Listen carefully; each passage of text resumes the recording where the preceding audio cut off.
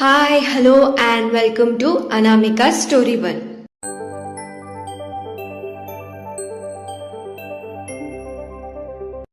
ఇవాళ మనం వినబోయే కథ మీరా చాప్టర్ 106. ఆలస్యం చేయకుండా కథలోకి వెళ్ళిపోదాం. ఇవేమీ తెలియని మీరా చిన్న వెనక పరిగెడుతూ ఉంది. అలా పరిగెడుతూ చాలాసేపటికి మీరా చేతికి చిక్కాడు చిన్న. ఇప్పుడెక్కడికి వెళ్తా? మా వదిననే అన్ని మాటలంటావా? చెప్తా ఆగు నీ పని అని తన ఓణీని చిన్న చేతులకి కట్టేసి చిన్నాని తన దగ్గరికి పెట్టుకొని బలవంతంగా గోరుముద్దలు పెట్టి తినిపించేసింది. ఇదంతా చూస్తున్న గౌతమ్ మీరా పక్కన వెళ్ళి కూర్చొని, ఎందుకంత బలవంతం చేస్తున్నావు అని అడిగాడు. ఇందులో బలవంతమేముంది? తినకపోతే ఎలా? వీడు తినకపోతే వదిన బాధపడుతుంది. అంతేకాకుండా వదిన చెప్పిన దాంట్లో తప్పేముంది? ఇలా వీడు సమయానికి తినకుండా ఉంటే ఎలా అని చిన్నాకి తినిపిస్తూ అంది మీరా.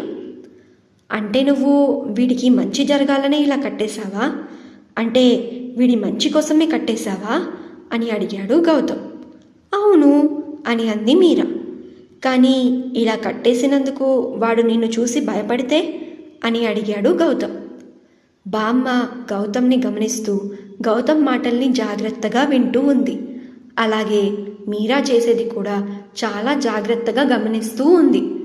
భయపడితే భయపడి నువ్వు, కానీ తినాలి కదా, నేను చేసేది వీడి మంచికే కదా అని తొందరగా చిన్నాకి తినిపించేసి చిన్న చేతుల్ని విప్పేసి ప్రేమగా బుగ్గ నిమురుతూ, అలా కాదు చిన్న అని ఏదో అనబోయింది.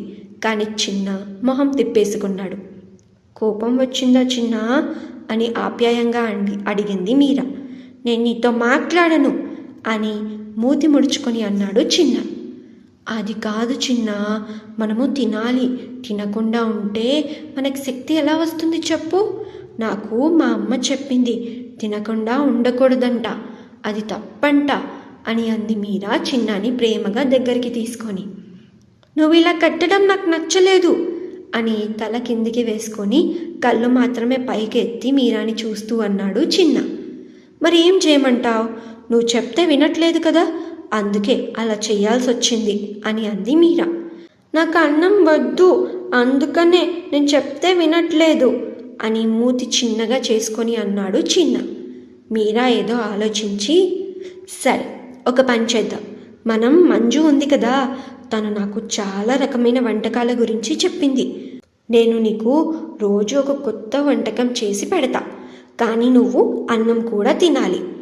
అది కూడా అమ్మని ఏడిపించకుండా, సరేనా? వదినని ఏమీ అనకుండా బుద్ధిగా కూర్చొని తినాలి అని వేలు చూపిస్తూ అడిగింది మీరా. అయితే నాకు చాక్లెట్స్ ఇస్తావా అని వెలిగిపోతున్న మొహంతో అడిగాడు చిన్న. సరే నీకు చాక్లెట్ ఇస్తా అని తన పక్కనే ఉన్న గౌతమ్ వైపు చూసి, ఇదిగో అబ్బాయి, ఆ రోజు నువ్వు నాకు చాక్లెట్ ఇచ్చావు కదా, చిన్నకు కూడా ఇవ్వు అని అంది మీరా.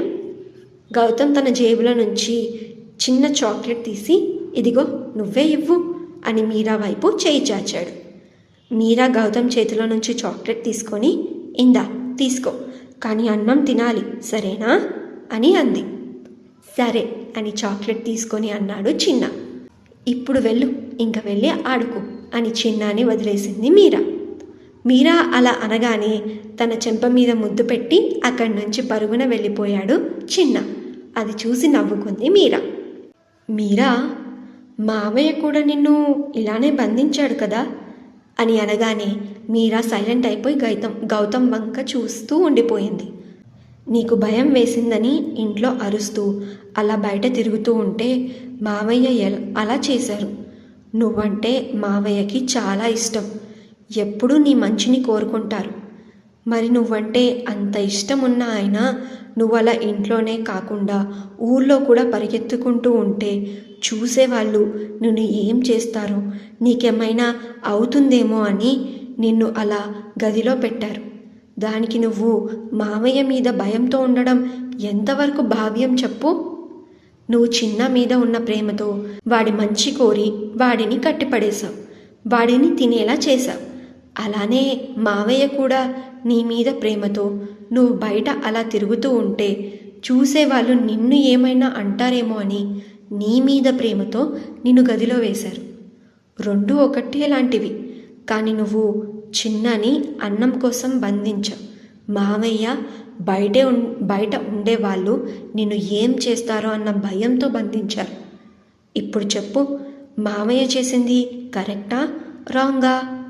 అంటే ఆయన చేసింది సరైనదా లేదా తప్పా అని అడిగాడు గౌతమ్. మీరా ఇది విని ఆలోచనలో పడింది. తను ఏం సమాధానం చెప్పకుండా లేచి వంటగదిలోకి వెళ్ళి చేతుల్ని కడుక్కొని తిరిగి వచ్చి తన పుస్తకాలు తీసుకొని తన రూంలోకి వెళ్ళిపోయింది. మీరా ఆలోచన మొదలుపెట్టిందిరా మనవడా అని అంది సూరమ్మత్త మీరా తన గదిలోకి వెళ్ళిపోవడం చూసి. అదే కదా మనకు కూడా కావాల్సింది బామ్మ అని అన్నాడు గౌతమ్ కూడా మీరా గది వైపు చూస్తూ. సందు దొరికితే చాలు ఇరగదీస్తున్నావు కదా అని మెచ్చుకుంటూ అంది సూరమ్మత్త.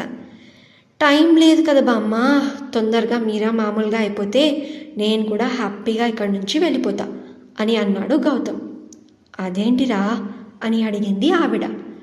నేను హాస్పిటల్ చూసుకుంటున్నాను బామ్మ, నిన్న వెళ్ళింది కూడా ఆ పని మీదే అని అన్నాడు గౌతమ్.